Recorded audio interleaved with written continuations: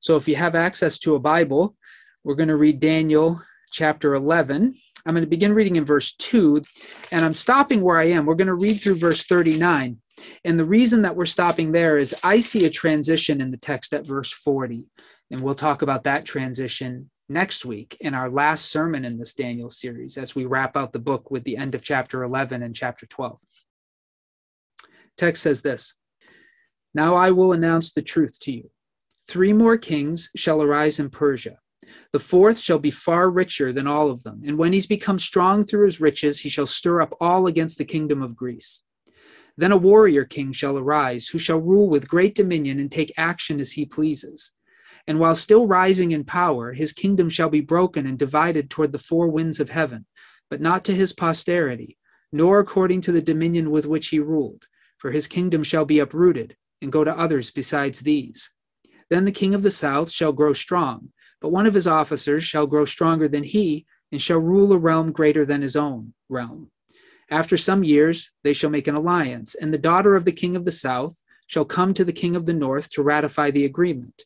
But she shall not retain her power, and his offspring shall not endure. She shall be given up, she and her attendants and her child and the one who supported her. In those times a branch from her roots shall rise up in his place. He shall come against the army and enter the fortress of the king of the north, and he shall take action against them and prevail.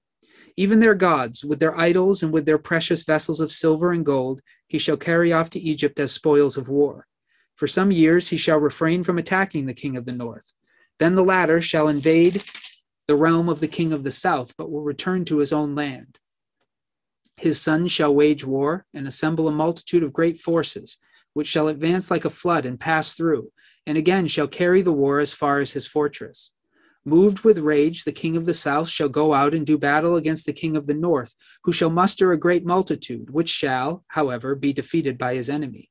When the multitude has been carried off, his heart shall be exalted, and he shall overthrow tens of thousands, but he shall not prevail.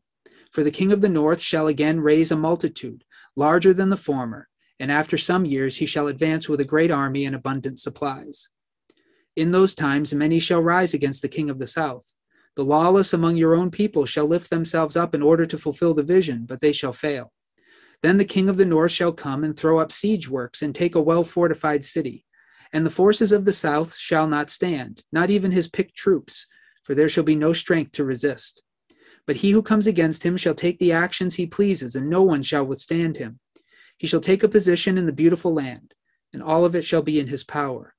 He shall set his mind to come with the strength of his whole kingdom, and he shall bring terms of peace and perform them.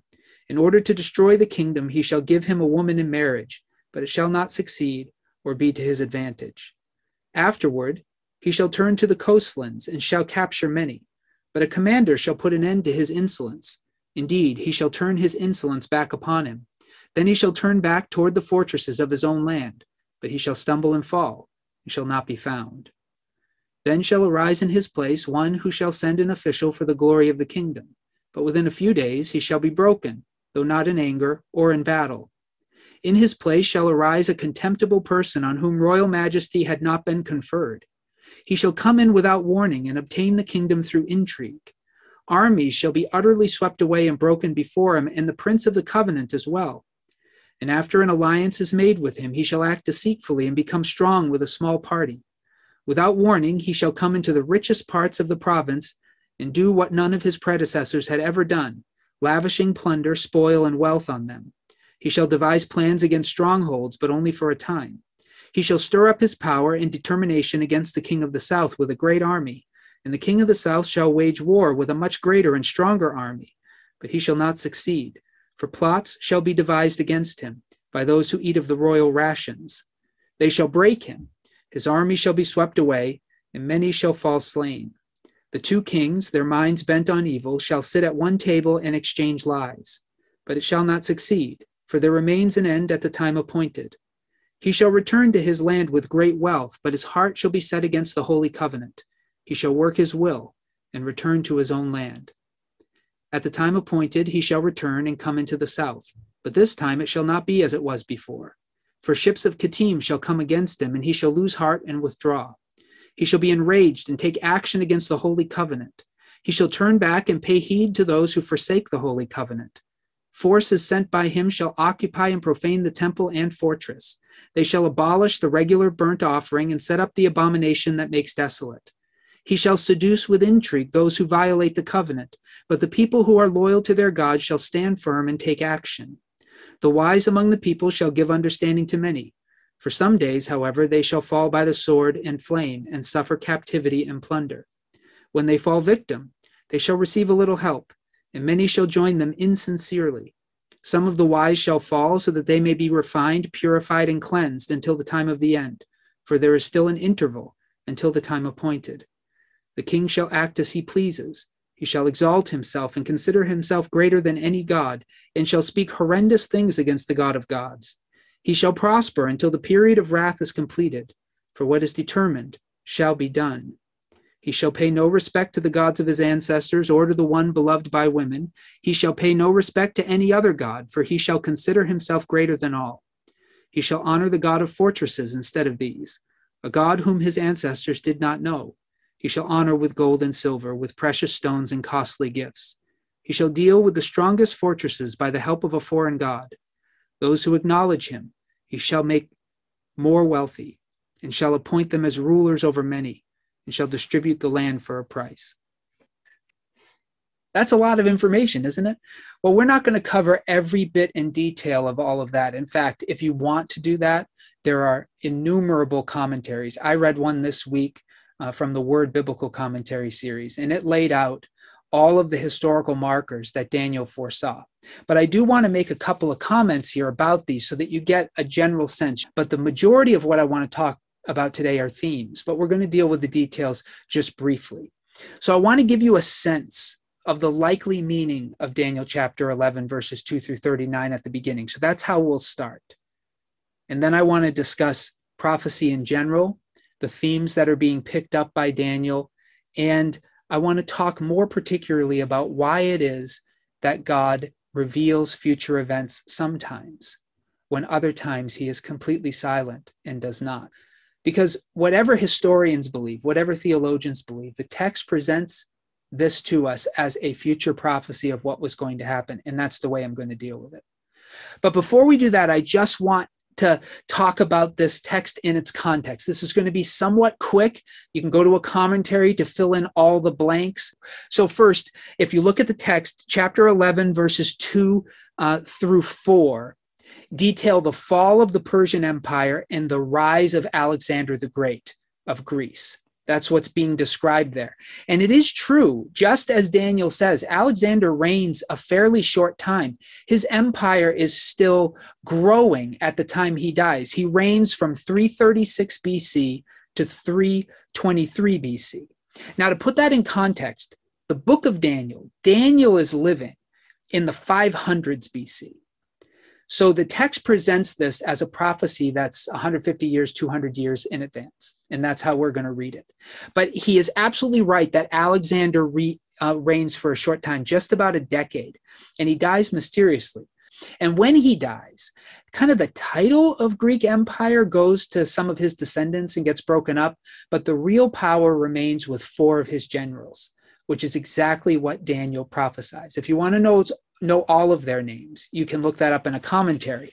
But the 2 that most concern Daniel are the 2 that most concern Israel.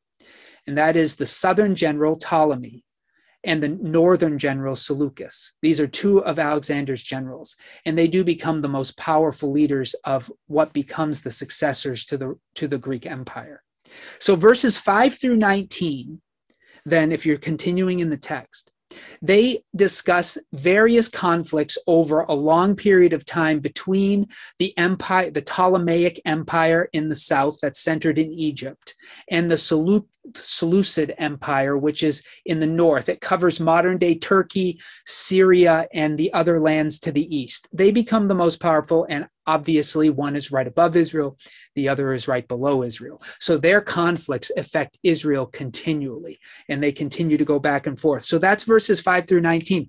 It's interesting because Daniel's vision mentions at least 13 of the rulers And we can discover all of these historically of these two empires and their various things, from marriages to betrayals to wars. Oh, I mean, he's got them all here, and historians can validate most of it. Then when we get to verse 20, so this is chapter 11, verse 20, there's a change. What Daniel is beginning to talk about here, or what he's beginning to see, is the rise of the last of the powerful Greek emperors of the Seleucid dynasty, the northern dynasty. His name ends up being in history Antiochus IV Epiphanes. And he's covered in the books of 1st and 2nd Maccabees. You can read about him there. The Jewish historian Josephus records some of his acts. And of course, Daniel prophesies some of what he ends up doing.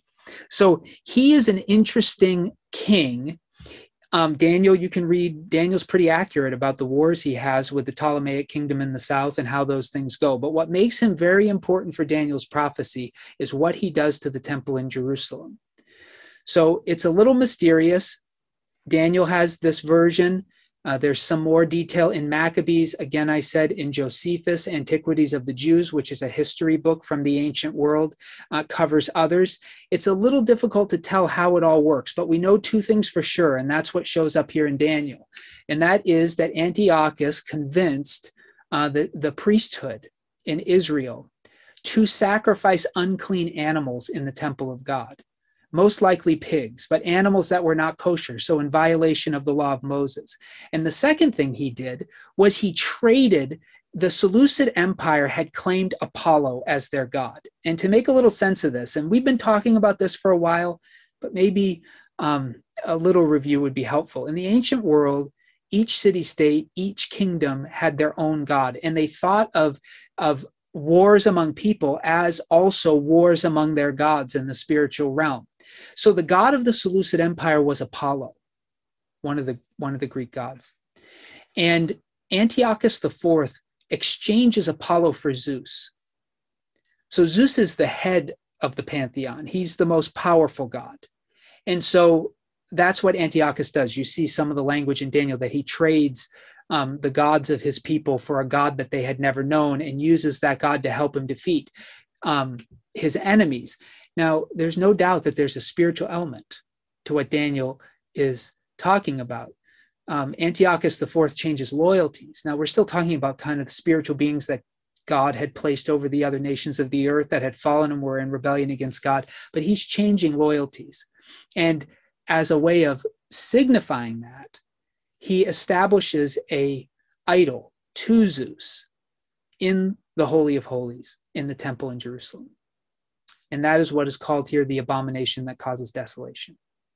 So those are some of the salient details of what Daniel is focusing on that Antiochus IV does. And we're going to have to ask the question, why does God want Daniel to know these things? Why does he want the people of Israel to know them? But before we get to that, let's pick up some of the themes that Daniel picks up. Because what's happening in all this intrigue among the leaders of the Greek Empire is as old as time. He's picking up themes from prior to the flood. The first theme is Cain and Abel. It's not the first in Genesis, but the first that you see coming out of this story. Cain and Abel. Now, the story of Cain and Abel is two brothers, both who brought an offering to God, both of whom wanted to please God, or at least to get God's favor. Abel's sacrifice was accepted. This is in Genesis 4. Cain's was rejected. Cain became jealous of Abel. And in order to get God's favor, or at least to remove a rival to God's favor, Cain murders his brother. And that is the story that unfolds throughout the first 11 chapters of Genesis. We're told when God decides to destroy, and I know the flood is in chapter 6, but the first 11 chapters up to the Tower of Babel are what I'm talking about. But when God decides in chapter 6 of Genesis to destroy the earth with a flood, it says the earth is full of violence, and that the most popular people in those days, the Nephilim, were warriors. They were killers. So they were following in the line of Cain. All throughout this prophecy of the Greek rulers, you can see Cain and Abel playing itself over and over again. One person trying to gain power over another person, doing it through lying, doing it through deceit. That's how Cain murdered Abel. So that is a theme that continues to play over and over again. Secondly, the Garden of Eden is constantly here in this history that has been told in advance. Rebellion against God and rebellion against rulers. There's a lot of autonomy here. The Jewish people are revolting against their rulers. So you have rebellion against human rulers, but more importantly, you have rebellion against God, especially in Antiochus IV, this last king. He sees himself as a god. He profanes God's temple. He convinces God's people to break the law of Moses in the most sacred of sanctuaries where God had promised to make his presence known. He has them sacrifice unkosher things and he puts an idol there. And there seems in the text to say that there would be complicitness among the people of Israel with him. And that is rebellion against God. If the Jewish people of that day, if some of them conspired with Antiochus, it would have been for the sake of saving themselves and their nation. And so often the desire to see things survive leads to compromise. But that's the Garden of Eden, where Satan says, oh, you don't have to listen to what God said. He's afraid of you. Just do what you need to do to get what you need to have, and God's not going to do what he threatened. That's essentially Satan's deception of Eve. And Eve, of course, eats of the fruit, does exactly as he says. And he does seem to be right early on, because God is merciful. He doesn't kill them right away. He banishes them from Eden, but he doesn't strike them dead. And then God continues to try and bring them back to himself. So Satan is both horribly wrong and horribly right at the same time. And that story plays itself over and over again. So we see that Garden of Eden over and over again. We also see the sons of God alluded to here. This is in Genesis chapter 6, and we talked about it last week as the spiritual forces, these spiritual beings that God had assigned to rule the nations of the earth while he took the people of Israel for himself as his own allotment on the earth. That was in Deuteronomy 32, verses 8 and 9. The sons of God, these spiritual beings that are tasked with ruling the other nations, have rebelled against God, and they are leading their people into sin and even joining a conspiracy with the Nachash, the serpent, to deceive God's people and to overthrow God's rule on the earth. And so they're here too. And it's going to become more pronounced as we get to the end of chapter 11 and chapter 12. But even here, it's here. When he says that chapter 11, verse 38, he shall honor the God of fortresses instead of these, a God whom his ancestors did not know. This is most likely Zeus. He shall honor with gold and silver, with precious stones and costly gifts. He shall deal with the strongest fortresses by the help of a foreign god. That's the one place that we realize there are spiritual forces involved in this. And Antiochus IV somehow aligns himself with a god who is represented on earth as Zeus, but is a spiritual being. And he helps him to win some of his battles. At least that's what Daniel is foreseeing. So the sons of God that deceived the people of the earth early on and joined them in their conspiracy that helped to precipitate the wickedness of the earth before the flood, they're still here too. Lots of echoes, isn't it, of early Genesis here. And then finally, the flood itself is a day in which God decided to punish the people of the earth. And that idea that God has set a time for wrath is here as well. In fact, the implication of this text is that the Jewish people are suffering all of these things. And they're caught up in the intrigue of the Greek Empire and tossed to and fro by all these kings because they are still in judgment. They had broken the covenant. And even though they had gone 70 years into exile and they were able to come home, their exile did not end. They're still caught up in competing powers and never able to control their own destiny and become Torah observant themselves. And you can see that in verse 36. It says, the king shall act as he pleases. He shall exalt himself and consider himself greater than any god, and shall speak horrendous things against the God of gods. And this is the sentence. He shall prosper until the period of wrath is completed. That means God has designated this period, not everything he's doing, but the time in which he has to do it has been designated as a period of the wrath of God. That's very similar to what the flood was. It was a period of the wrath of God, much more extreme, but still, here it is. So those themes that recur over and over again in the opening chapters of Genesis are recurring in the life of the Greek Empire. And that's a way of saying that they recur in the life of every empire. In many ways, the chaos of early creation, that tohu and vohu, are playing themselves out among the Gentile nations. And Israel has been caught up in it, not because they had to be, but because they had rejected God. And now they're at the mercy of the nations around them. So they're caught in this thing. Now we want to ask the question, why does God want Israel to know that this future is coming with such specificity? Why would Daniel need this amount of detail at this time? And what does it mean for us?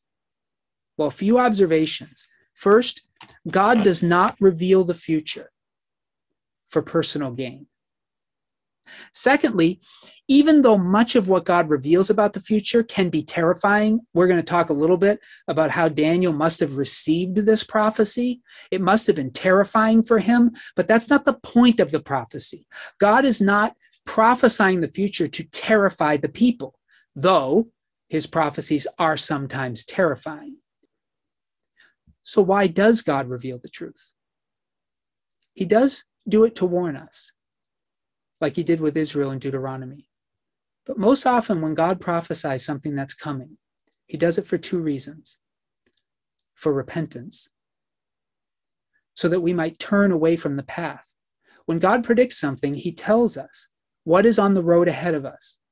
And sometimes, not all the time, but sometimes there's still time to change roads. This is what he says through Jeremiah before the exile. He says this in Jeremiah chapter 6. He says, stand upon the roads and seek the ancient paths and walk in them, and you'll find peace for your souls, but you would not walk in them. It's so that we might turn. You might say, well, then why does he continue to prophesy the future through Jeremiah when there is no more time? Well, that's for the future, so that their children would know how to return. So that once the time of God's wrath was spent, they would know what it meant to walk with God. So sometimes the prophecy is for the future, but it's always for repentance, either for the people to whom it is spoken or for their children or their grandchildren. And then he also reveals the future so that we might not despair. And that's really what gets us at the heart of why he's telling Daniel this. Remember, Daniel has been reading Jeremiah's prophecies. This is at the beginning of chapter 9, which sets up this whole context. And in Jeremiah's prophecies, Jeremiah had told the people that they were going to be in exile for 70 years. Now, you could read Jeremiah's prophecy as saying that once they had spent their 70 years in Babylon, the punishment was over, that they could come back and everything could reset. In fact, there's every evidence that's what Daniel expected, which is why he was praying. The answer he gets is, more or less, and I'm paraphrasing, don't think that when you're allowed to go back to Israel, all is forgiven and all is done and everything's going to start back up again. He tells him a future of hundreds of years where Israel is still under God's wrath. They are still being punished. They still are not self-directing. In fact, Daniel didn't know this. Daniel dies before any of this happened. So it's likely Daniel didn't even know how long this was going to be. We know now in hindsight that much of what he saw was hundreds of years in the future. But we're going to get to the rest of what he saw at the end of chapter 11 and 12, which projects all the way out to the second coming of Jesus. So the truth is, the breaking of this covenant was going to last to the end. What a horrible message to receive. Daniel thought he was days, months, years at the most from going back home, having the covenant restored, having the king placed back on the throne of Israel, and starting over with God. That's why he prayed. He was probably excited. He was fasting to know when. He had survived the 70 years of exile, and now he was about to go home, and he was appealing to God. And then the answer God gives is, this is just the beginning, Daniel. Yes, the 70 years are coming to an end. Yes, you'll go home, but it won't be home. It won't be home forever. And so he tells the story of an empire Daniel doesn't care anything about. What does Daniel care about Greece? He wants to know about Israel. But God is telling him, your fate is tied with Greece. And then with Rome. That's as far as Daniel sees. And the church and Israel have been tied up in Europe ever since, to this very day. God did not want Daniel to despair when it didn't work out, when the 70 years were up and they were not restored. You see, Jeremiah spoke both of the 70 years and of a future day when God would make a new covenant with the house of Israel and he would restore their fortunes. Jeremiah spoke of both of those things, and Daniel thought, therefore, that they would happen one right after the other. But they didn't. There were thousands of years between the 70 years and the full restoration of the people of God. And God is giving Daniel a glimpse of that. But at the heart of this prophecy, Daniel is told, all these nuances, this treaty, that treaty, this war, this murder, this conspiracy, that's your life, Daniel. You are now amongst the Gentiles forever. What a terrible thing, and how true to history has that been. It remains true to this day. So what can you take away from Daniel chapter 11? Well, I hope you can at least allow Daniel to speak in its own terms and realize that God sees with great detail what's coming. Not only the details of how things occur, but he knows how it's going to affect his people. And he is still determined to allow these things to play out. We talked last week that the 77s are most likely 70 Sabbath cycles, 3,500 years from the giving of the law, that God has set for this story to play itself out. And Jesus comes in the middle of that history to help us to course correct, to help us to receive in the midst of history the teachings of the kingdom that will come at its end. But his true coming, his coronation, the day in which he puts his feet on the earth and rules, as Jeremiah foresaw, as Daniel prayed for, is future even still for us. But these prophecies remind us that that day is coming, that nothing that has happened from the days of Daniel till now has been a surprise. His people need not despair. We may suffer. Our fortunes may be caught up in the nations of the world, but that is by God's design. Israel was scattered because of judgment. The people of God today are scattered because of God's mercy on the nations. But over and over again, we're in a cycle of the early days before the flood repeating. But the reason it doesn't get so bad that God has to destroy the whole earth is because he causes each nation to fall before it can finish its work. Jesus, the king chosen by God, comes to the earth and establishes peace and righteousness and judges all the nations that have ever been for the way they used the time they were given and the power allotted to them. And he makes his judgments, and he invites those who have had faith in him to enter a kingdom, not of human making, but of God's making. As certain as these events were in the Greek Empire ahead of Daniel, so that future is ahead of us. And whatever season in which we find ourselves, the book of Daniel reminds us that it is moving in the direction God has set. And that should be hopeful. Israel's not on a road to getting back what she lost. She is on a road to receive what she never had. We are not on a road to get back what we lost. We are on a road to see a king like we have never seen, and a kingdom we could not possibly imagine. That's the hope, but it's despair for those who don't want that, who want what they've lost.